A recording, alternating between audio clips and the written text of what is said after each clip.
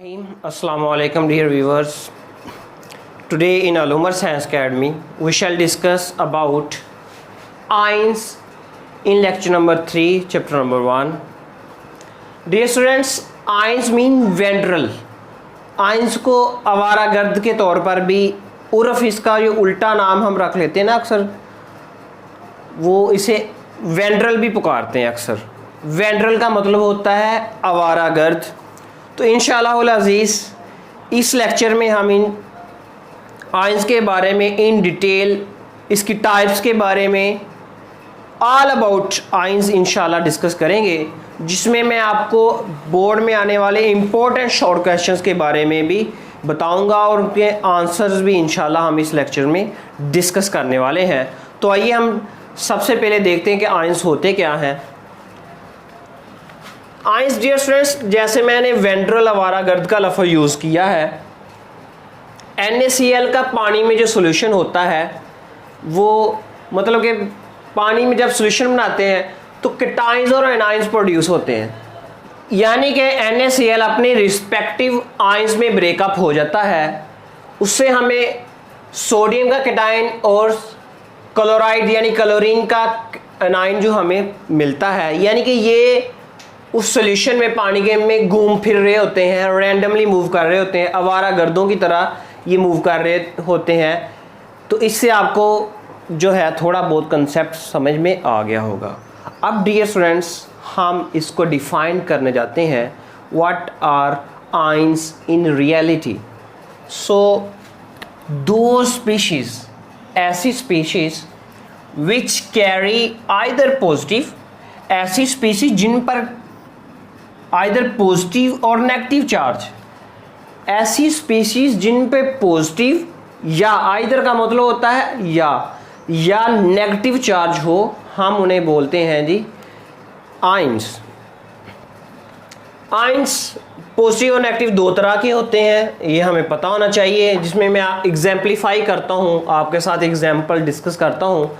मेरे पास सोडियम, जब इसके वैलेंस शेल में एक इलेक्ट्रॉन होता है तो एक इलेक्ट्रॉन लूज करके इस पे पॉजिटिव चार्ज आता है, सोडियम का केटाइन बन जाता है।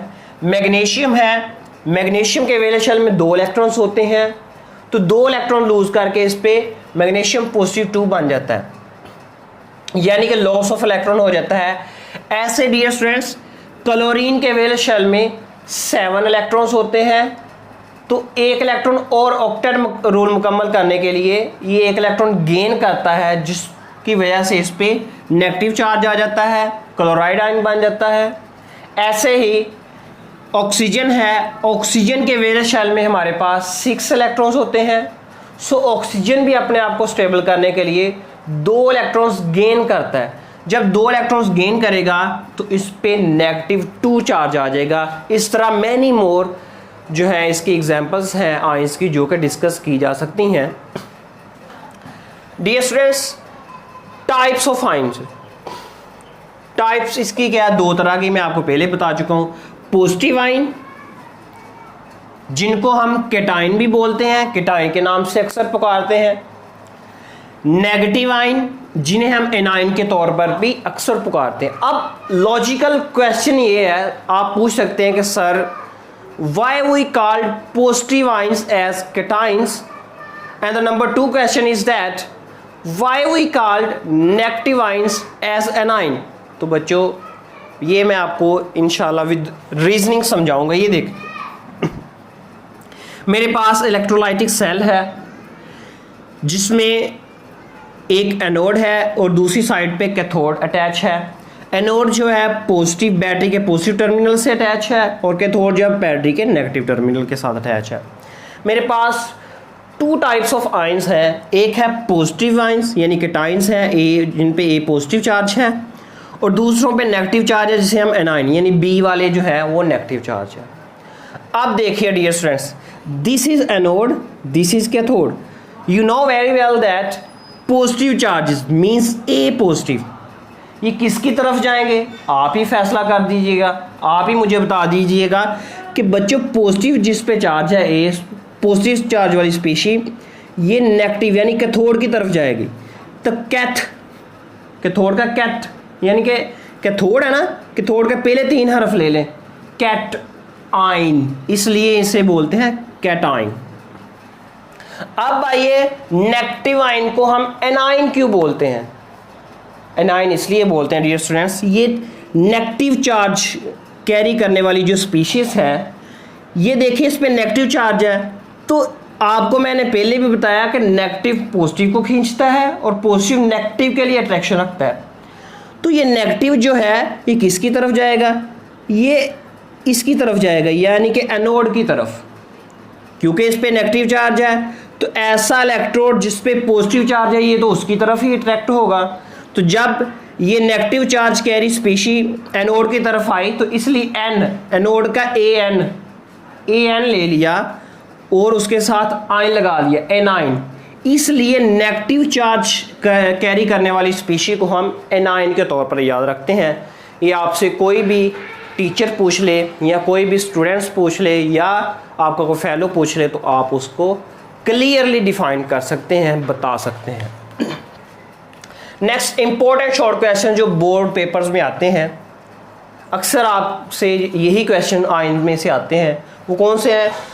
Y we call positive ion as cation and negative ion as anion. ये इसका जवाब मैं आपको डिस्क्राइब कर चुका हूँ, बता चुका हूँ। दूसरा शॉर्ट क्वेश्चन बनता होता है differentiate between positive ion and negative ion. तो ये सारा शॉर्ट क्वेश्चन ये मैंने यही लिखा हुआ है, आप इसमें से पॉइंट दे सकते हैं कि ये इसकी डिफरेंशिएट यहाँ पे आप करेंगे हम। थर्ड शॉर्ट क्वेश्चन है formation of positive ion is an endothermic. जो पॉजिटिव आयन का जो बनना है ये एंडोथर्मिक है, वाइल जो नेगेटिव आयन का बनना है वो एक्सोथर्मिक है। ये आप जस्टिफाई करें, इसको डिस्क्राइब करें, तो वो भी मैं इधर आपके साथ इन डिटेल डिस्कस करूंगा, भूलना नहीं है, मैं आपको इंशाल्लाह डिस्क्राइब करूंगा। Why the size of positive ion is always less than negative ion, इसका मैं यहाँ पे ही आपको एक्सप्लेन करूंगा कि कहता है कि साइज ऑफ पॉजिटिव आयन, जो पॉजिटिव आयन है कैटाइन है जिस पे पॉजिटिव चार्ज होता है, उसका जो साइज है वो नेगेटिव आयन से हमेशा क्यों कम होता है, रीजन के साथ एक्सप्लेन करें इसको, ये आपसे पूछना चाह रहा है, ये उसकी डिमांड है। तो ये इंशाल्लाह बाकी जो 3 शॉर्ट क्वेश्चन रह गए इधर मैं आपको डिस्क्राइब करने वाला हूँ जब हम यहाँ पे पहुँचते हैं। अब जनरल बात डिस्कस कर लेते हैं। इन एन न्यूट्रल एटम, कोई भी न्यूट्रल एटम होता है ना डियर स्टूडेंट्स, ये बात याद रखिएगा, उसमें number of protons are equal to number of electrons. Keep it in mind, ये आपने बहुत अच्छे से याद रखना है, बहुत ही बेसिक कॉन्सेप्ट है अबाउट एटम, ये न्यूट्रल के बारे में। तो एटम जब उसमें प्रोटॉन और इलेक्ट्रॉन की तादाद बराबर होगी, पॉजिटिव चार्जेस की और नेगेटिव चार्जेस की तादाद ही बराबर होगी, इट्स मीन्स दैट कि वो एक न्यूट्रल पार्टिकल होता है। देन मैं आपके साथ एक यहाँ पे डिफरेंशिएशन में भी हम पढ़ेंगे, लेकिन यहाँ पे एक टोटका आपके साथ डिस्कस करने वाला हूँ, ये आप लिख लीजिएगा, इसको याद रख लीजिएगा। ये टोटका बहुत ही बेनिफिशियल हो सकता है आपको याद रखने में। लियो रोर्सगर, लियो रोर्सगर, what is meant by LEO? LEO का मतलब होता है dear student loss of electron, loss of electron.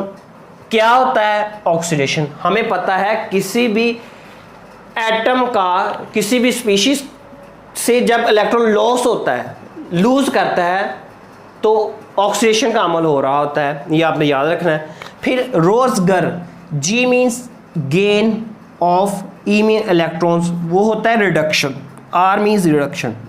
जब भी कोई एटम इलेक्ट्रॉन गेन करता है तो वहाँ पे रिडक्शन हो रही होती है, ये आपने याद रखना है। लॉस ऑफ इलेक्ट्रॉन ऑक्सीडेशन होती है और गेन ऑफ इलेक्ट्रॉन क्या होती है? रिडक्शन होती है, ये आपने अच्छे से याद रख लेना। नाउ डियर स्टूडेंट्स, हम डिस्कस करेंगे पॉजिटिव आयन और नेगेटिव आयन के दरमियान डिफरेंसेस के बारे में हम डिस्कस करेंगे। इसी में मैं आपको इन शॉर्ट क्वेश्चंस के आंसर्स भी आपको साथ साथ डिस्कस करूंगा। देखिए जी, पॉजिटिव आयन कब बनता है? सबसे पहली बात तो यह है कि पॉजिटिव आयन कब बनता है? लॉस ऑफ वन और मोर इलेक्ट्रॉन्स फ्रॉम एटम, किसी भी एटम का एक या एक से ज्यादा इलेक्ट्रॉन्स को लूज करना, खो देना, उसे हम कहते हैं जी ऑक्सीडेशन। आइए अब हम रिडक्शन की तरफ भी देखते हैं। By the gain of one और more electron of an atom, किसी भी एटम का एक या एक से ज्यादा इलेक्ट्रॉन्स का हसूल, गेन, ऑब्टेन, हासिल करना जो है उसे हम बोलते हैं जी रिडक्शन। अब हमारे पास पॉजिटिव आयन में होता क्या है डियर स्टूडेंट्स? प्रोटॉन और इलेक्ट्रॉन की तादाद बराबर होती है इन एन न्यूट्रल एटम। जब किसी एटम से एक इलेक्ट्रॉन निकल गया तो ऑटोमेटिकली उसमें क्या हो जाता है? प्रोटॉन की तादाद बढ़ जाती है। क्या होता है? प्रोटॉन की तादाद बढ़ जाती है। मैं आपको इस तरह एग्जाम्पलीफाई करूंगा। देखिए डियर स्टूडेंट्स, मेरे पास लेट्स से दैट 5 प्रोटॉन है और 5 ही इलेक्ट्रॉन है। जब एक इलेक्ट्रॉन निकल गया, यहां से देखिए अब ये न्यूट्रल है, ये कैटायन बनने जा रहा है, इसमें से एक इलेक्ट्रॉन निकल जाएगा, मतलब कितने रह जाएंगे? 4 रह जाएंगे इलेक्ट्रॉन। अब इसमें बराबरी नहीं रहेगी, मतलब ये कि प्रोटॉन की तादाद ज्यादा होगी, इनइक्वालिटी आ जाएगी। तो जब प्रोटॉन की तादाद इलेक्ट्रॉन की तादाद से ज्यादा हो तब कैटायन होता है, तब उस पर पॉजिटिव चार्ज होता है। आइए अब नेगेटिव आयन की तरफ आते हैं। इसमें होता ये है कि गेन ऑफ इलेक्ट्रॉन होता है। पहले प्रोटॉन और इलेक्ट्रॉन की तादाद न्यूट्रल एटम में बराबर होती है। जब एक इलेक्ट्रॉन और मजीद आ जाता है तो होता क्या है? इलेक्ट्रॉन की गलबा आ जाता है, इलेक्ट्रॉन ज्यादा हो जाते हैं प्रोटॉन से। तो इसमें क्या होता है? इलेक्ट्रॉन ज्यादा होते हैं प्रोटॉन से। Is it clear? देन हम बढ़ते हैं। Formation of cation is an oxidation process. ये मैं जो आपको टोटका पहले बताया था उसी का ये यहाँ पे उसको डिस्क्राइब किया हुआ है। कहता है कि कैटायन का जो बनना है इज एन ऑक्सीडेशन प्रोसेस। ये कौन सा प्रोसेस है? ऑक्सीडेशन। मतलब ये देखिए, कोई भी न्यूट्रल एटम ए है मेरे पास, उसमें से जब एक इलेक्ट्रॉन निकल गया, इट्स मीन्स दैट उस पर क्या आ जाएगा? पॉजिटिव चार्ज आ जाएगा। और यहाँ पे क्या हुई है? ए पर मैं कहूँगा जी ऑक्सीडेशन हुई है। आइए हम नेगेटिव आयन की तरफ आते हैं। कहते हैं formation of anion is a reduction process. जब भी कोई एनाइन बनता है तो वो कौन सा प्रोसेस होता है? वहाँ पे रिडक्शन का प्रोसेस होता है। एग्जाम्पलीफाई भी कर लेते हैं। मेरे पास बी एटम है, उसमें एक इलेक्ट्रॉन का इजाफा हुआ है, तो उस पर क्या चार्ज आ गया? नेगेटिव चार्ज आ गया, जिसे हम एनाइन भी बोलते हैं। और यहाँ पे बी पे क्या हो रही है? रिडक्शन हो रही है। क्लियर? देन हम बढ़ते हैं। ये जो है हमारे पास शॉर्ट क्वेश्चन नंबर 4 का आंसर है ये वाला point. Why the size of positive ion is always less than negative ion. यहाँ पे मैं उसको एक्सप्लेन करने वाला हूँ, ये आप लिख लीजिएगा। ये है आंसर जो मैं इस क्वेश्चन का देने वाला हूँ। The size of cation is smaller than it's parent atom. जो पेरेंट एटम होता है ना, उसमें आपको पता है प्रोटॉन और इलेक्ट्रॉन की तादाद बराबर होती है। तो कैटायन का साइज हमेशा पेरेंट एटम से, जिस मंबा एटम से जिससे वो मखूज हुआ होता है, उससे हमेशा कम होता है। मिसाल के तौर पर मेरे पास सोडियम एक न्यूट्रल एटम है, इसका एटॉमिक नंबर 11 है और इसका एटॉमिक मास 23 है। इसका जो साइज है हमारे पास न्यूट्रल एटम का, अगर हम देखना चाहें, 186 पिकोमीटर है। जब डियर स्टूडेंट्स हमारे पास एक इलेक्ट्रॉन निकल जाएगा तो इसका साइज 95 पिकोमीटर रह जाएगा, यानी कि साइज कम हो जाएगा। अब आप पूछेंगे सर साइज क्यों कम हुआ है, क्या वजह है, क्या दिक्कत है, क्या परेशानी है, क्या लॉजिक है कि साइज कम हुआ? वो भी आपको बताता हूँ। ऐसे मैग्नीशियम है, मैग्नीशियम के वैलेंस शेल में 2 इलेक्ट्रॉन होते हैं, इसका एटॉमिक नंबर 12 होता है। तो वैलेंस शेल में 2 इलेक्ट्रॉन होते हैं, दोनों के दोनों लूज हो जाते हैं, तो इस पर पॉजिटिव चार्ज आ जाता है, यानी कि पॉजिटिव 2 चार्ज इस पर आ जाता है। देन एल्यूमिनियम है, एल्यूमिनियम के वैलेंस शेल में 3 इलेक्ट्रॉन्स होते हैं, 3 इलेक्ट्रॉन्स होते हैं, तीनों के तीनों लूज कर देता है, इस पर पॉजिटिव चार्ज आ जाता है 3। अच्छा, साइज क्यों कम होता है?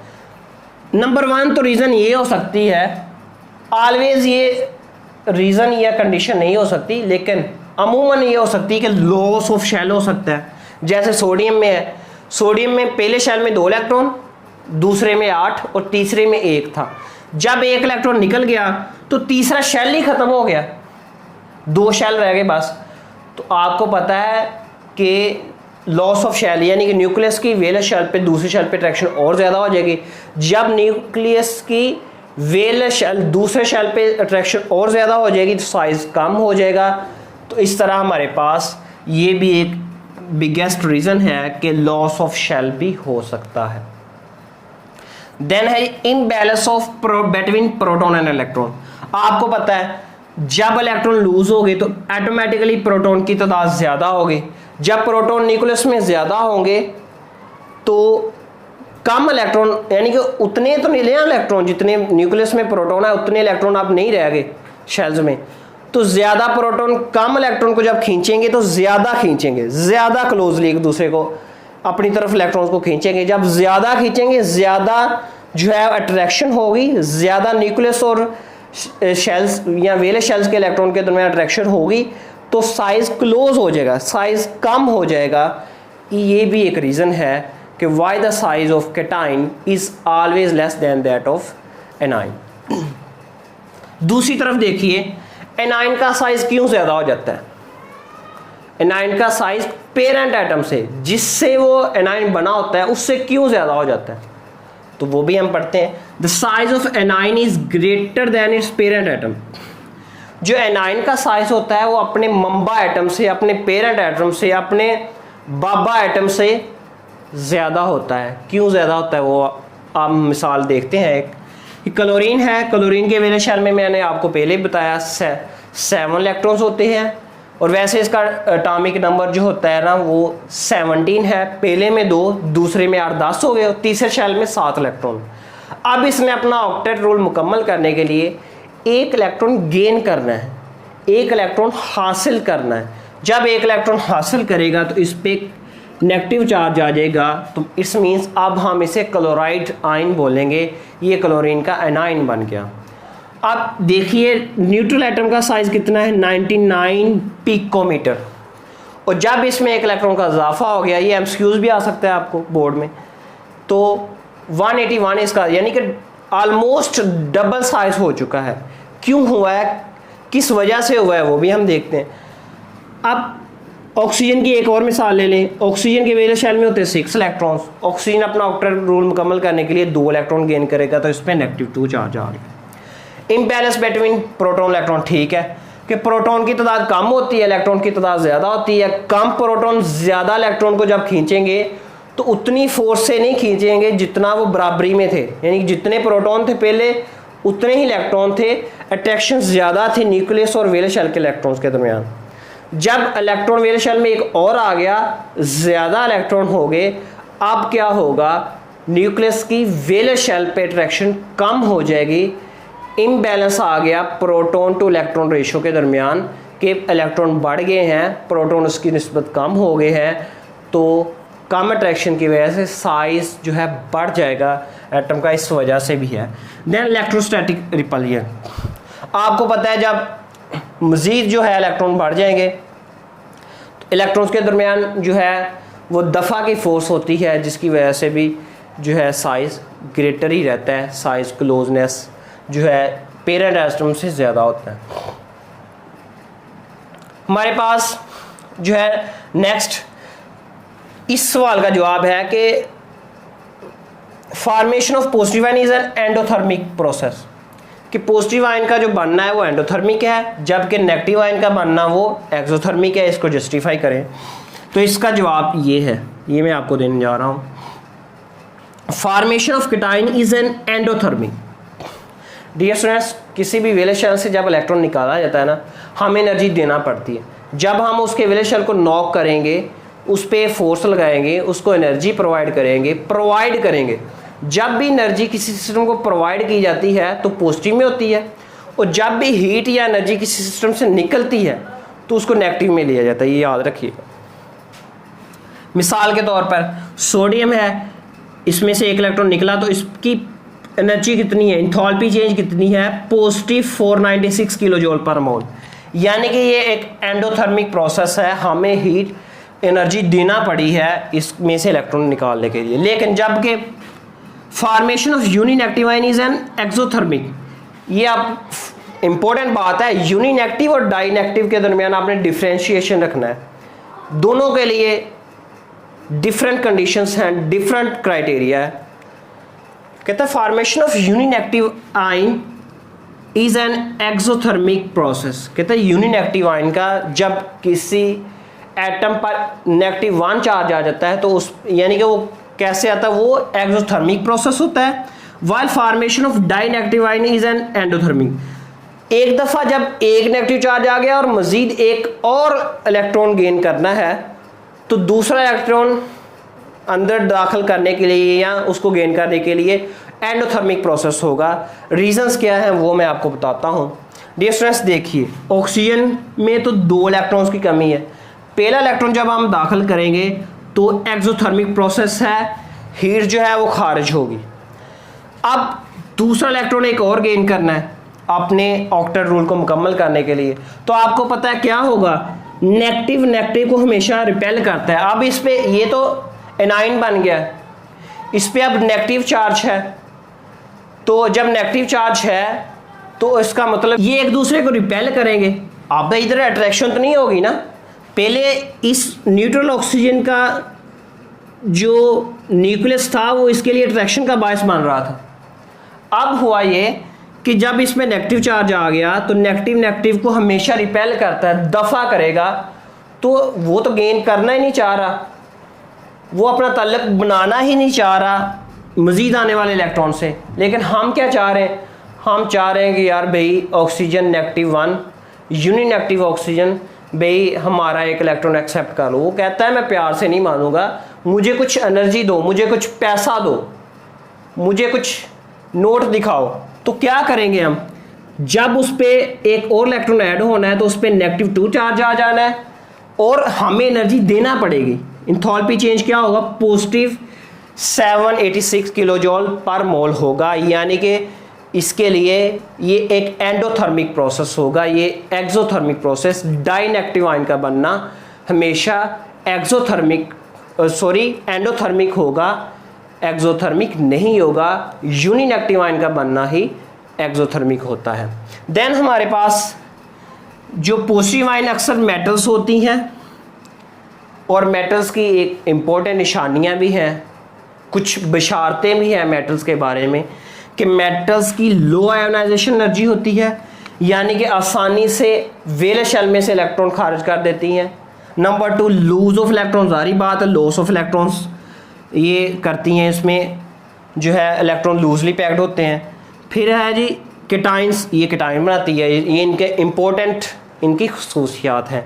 जबकि नेगेटिव आयन में आए तो नॉन मेटल्स अक्सर नेगेटिव आयन्स बनाती होती है और इनकी हाई इलेक्ट्रॉन एफिनिटी होती है, यानी कि इलेक्ट्रॉन को अपनी तरफ खींचना, ये ज़्यादा खींचना चाहते हैं। फिर गेन ऑफ इलेक्ट्रॉन गेन करते हैं और क्या बनाते हैं, एनाइन बनाते हैं। एक इम्पॉर्टेंट बात यहाँ पे याद रखिएगा, मेटल्स और नॉन मेटल्स के बनने से हमेशा साल्ट बनता होता है। जैसे कि मैं मिसाल दूँ, सोडियम जो है मेटल है, पहले शेल से बिलोंग करता है, और क्लोरीन है, क्लोरीन क्या है, नॉन मेटल है, ग्रुप 7 से बिलोंग करता है। तो मेटल और नॉन मेटल जब आपस में मिलेंगी, जब अट्रैक्शन इनकी होगी तो इनसे सोडियम क्लोराइड एक साल्ट बनता है, टेबल साल्ट, जिसको हम खाने के लिए इस्तेमाल करते हैं। देन नेक्स्ट पॉइंट है, ये भी पॉजिटिव चार्ज का ही पॉइंट है, पॉजिटिव आयन का ही, केटाइन का ही पॉइंट है। कहता है charge on cation is equal to number of electron loss. जितने कोई एटम इलेक्ट्रॉन लूज करेगा यानी खो देगा, तो उस पर उतना ही चार्ज होगा। लेट्स से दैट सोडियम है, इसके वेले शेल में 1 इलेक्ट्रॉन है, तो जब ये 1 इलेक्ट्रॉन लूज करेगा इस पर +1 चार्ज आ जाएगा। ऐसे ही कैल्शियम है, ग्रुप 2A से बिलोंग करता है, इसके वेले शेल में 2 इलेक्ट्रॉन्स होते हैं, तो जब ये 2 इलेक्ट्रॉन्स लूज करेगा इस पर +2 चार्ज आ जाएगा। ऐसे एल्यूमिनियम है, ग्रुप 3A से बिलोंग करता है, जब इसके वेले शेल में 3 इलेक्ट्रॉन्स होते हैं, तो जब 3 के 3 ही इलेक्ट्रॉन ये लूज कर देगा तो इस पर +3 चार्ज आ जाएगा। नेक्स्ट ये पॉइंट है नेगेटिव आयन का, यानी कि ये वाला point, the charge on anions is equal to number of electrons gained. जितने कोई भी एटम यानी कि कोई भी एनाइन जो है जितने इलेक्ट्रॉन गेन करता है ना उस पर उतना ही चार्ज होगा। जैसे कि ऑक्सीजन है, ऑक्सीजन के रिलेशन में 6 इलेक्ट्रॉन्स हैं, 2 इलेक्ट्रॉन्स ये लेगा तो इस पर -2 चार्ज आ जाएगा। ऐसे ही मेरे पास क्लोरीन है, क्लोरीन के रिलेशन में 7 इलेक्ट्रॉन है, 1 इलेक्ट्रॉन गेन करेगा तो इस पर -1 चार्ज आ जाएगा।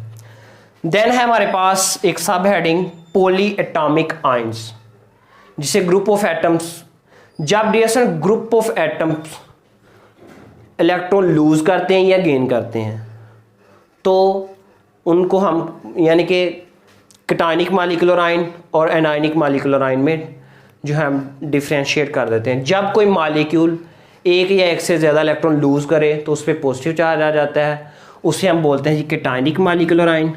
जब कोई मॉलिक्यूल एक या एक से ज़्यादा इलेक्ट्रॉन गेन करे तो हम उसे बोलते हैं जी एनायनिक मॉलिक्यूलर आयन बोलते हैं। आइए इनकी कुछ एग्जांपल्स हैं, जैसे अमोनियम आयन है, ऐसे ऑक्सोनियम आयन है, ये कार्बोकेटाइन है और मज़ीद जो है एग्जांपल्स हैं। एक इम्पॉर्टेंट पॉइंट आप याद रखिएगा कि कैटायनिक मॉलिक्यूलर आयन बहुत ज़्यादा है, अबंडेंट है, कसीर तादाद में है, ज़्यादा है एनायनिक मॉलिक्यूलर आयन से। ये एमसीक्यूज आप याद रखिएगा। एनायनिक मॉलिक्यूलर आयंस की एग्जांपल देख लें, हाइड्रोक्सिल आयन है, कार्बोनेट है, सल्फेट आयन है और बाइकार्बोनेट है आयन है। इस तरह मज़ीद एग्जांपल्स हैं।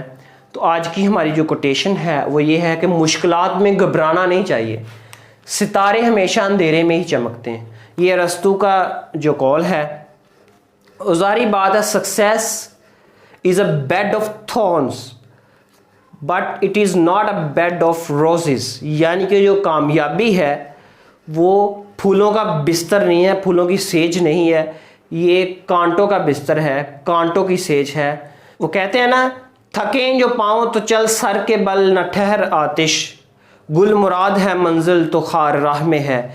यानी कि जब आपको सक्सेस, एक गोल, एक अचीवमेंट, एक टारगेट गेन करना है तो आपको रास्ते की मुश्किलात को सफ़र करना पड़ेगा, बर्दाश्त करना पड़ेगा, उनको फेस करना पड़ेगा, फिर ही आप कामयाबी को गेन कर सकते हैं, हासिल कर सकते हैं। मज़ीद ऐसे लेक्चर्स के लिए और एजुकेशन अपडेट्स के लिए इस चैनल को ज़रूर लाइक, शेयर और सब्सक्राइब कीजिएगा। थैंक यू, अल्लाह हाफ़िज़।